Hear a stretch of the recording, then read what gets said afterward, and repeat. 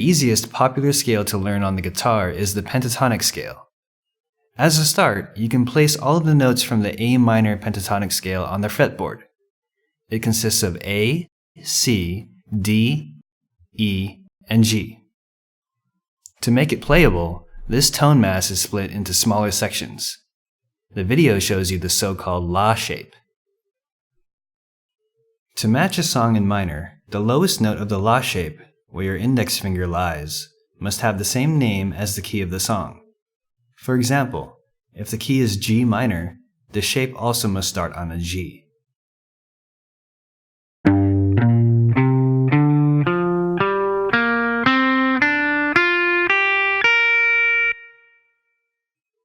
Another example, if the song is in B flat minor, the root note B flat is on the 6th fret of the low E string.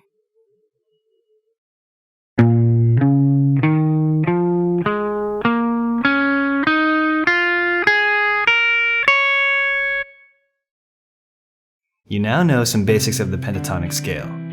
To get more information and exercises about this topic, check out our course at Fratello.